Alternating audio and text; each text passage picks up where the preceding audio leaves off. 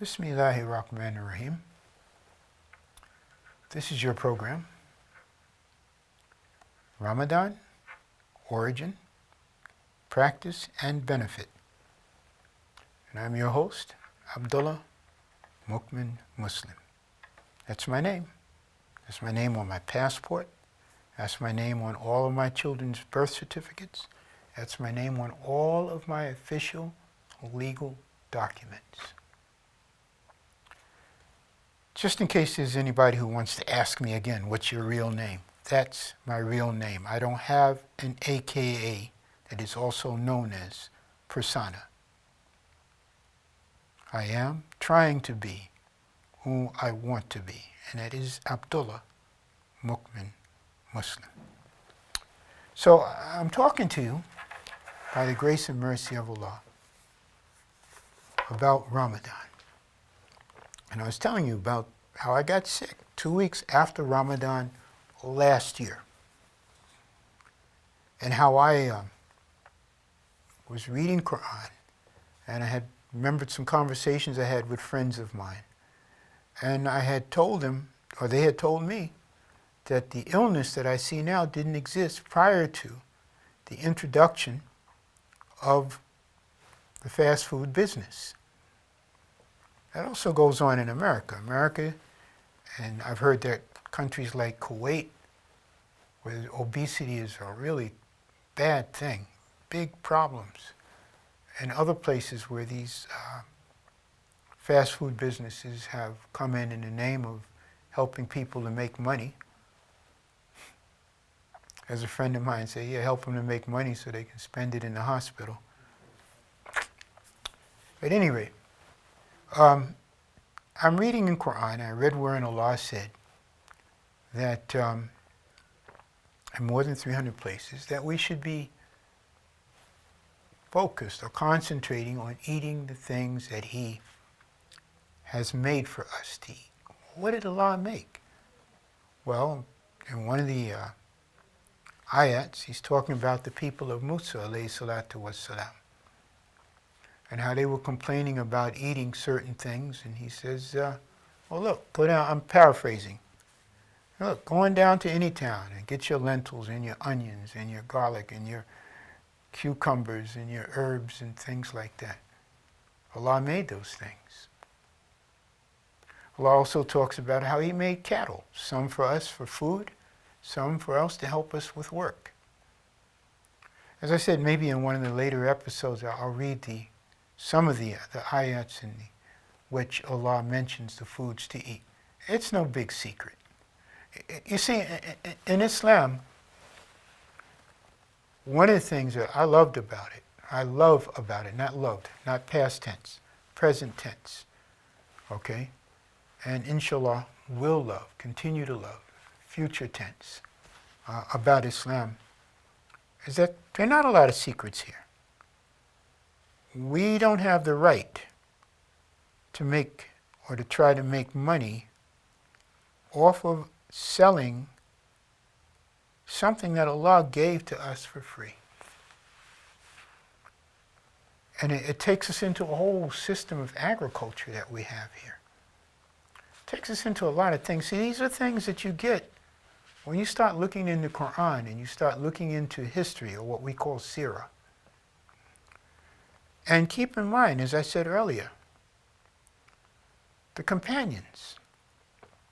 I am not aware, I'm not saying there weren't, but I'm not aware of any of them who what we term, to couch it in a nice word, obese. I'm not saying there weren't any. Don't get me wrong. But I'm saying I'm not aware of it. And I am aware of some of the statements made by Rasulullah sallallahu alaihi wasallam and Omar, Radiallahu anhu, in reference to people who were obese. And when you look around and you see what's been done, you look and you see how we as Muslims have gotten out of shape. We're not vigorous people anymore. We don't eat barley, now we eat rice. Rice is not grown in a lot of the Muslim countries. But what is grown in a lot of our countries is barley. It's what Rasulullah sallallahu alaihi wasallam used to eat. how a lot of the things that are available to us are things that are not grown where we live. And, there's one author who happens to be a doctor, an MD, who's written a book wherein he advocates that people should, people who, we're made up of DNA, we're made up of atoms and molecules and quarks and electrons and protons and neutrons and so forth and so on. And all of these things, he is asserting, are formed by the food we eat.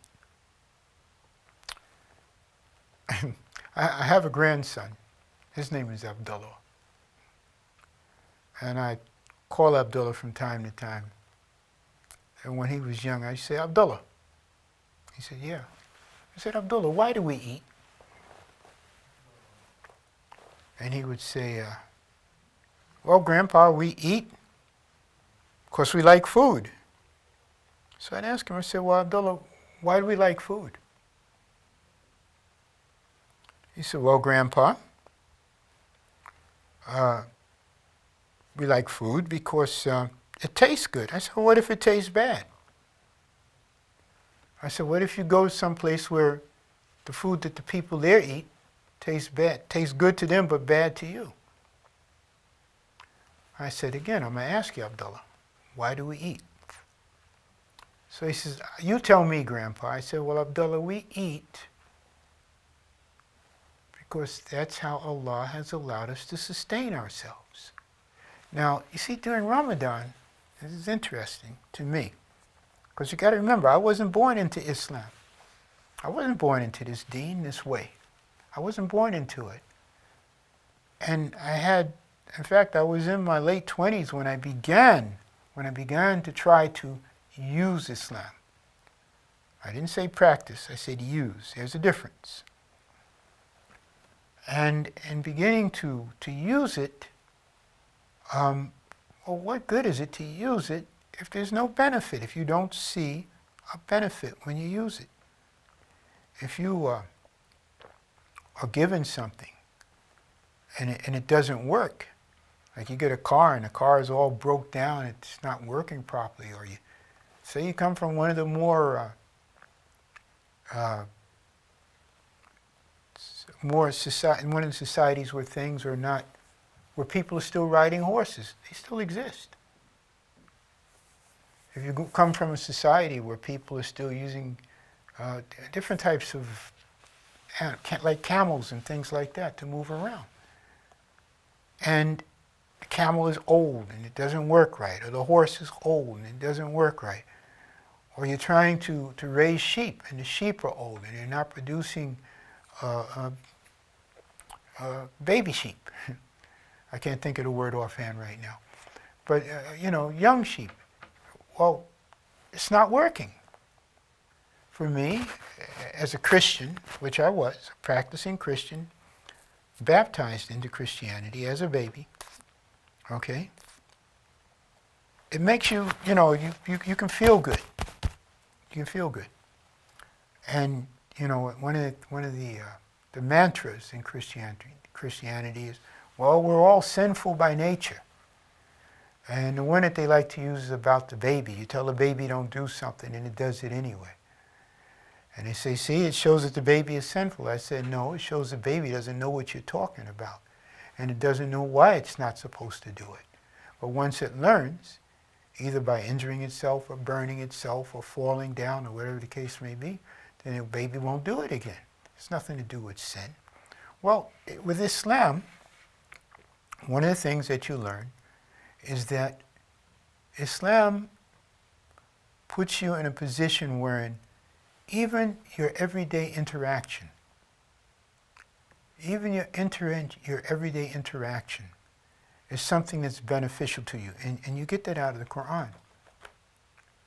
And one of the things that you gain when you read it is that it's telling you how to interact with your mother, your father. It's telling you how to act with your brothers and your sisters. And There we go again. Time gone, gotta go. See you next time, insha'Allah, if it's pleasing to Allah. Assalamu alaikum, rahmatullahi wa barakatuh.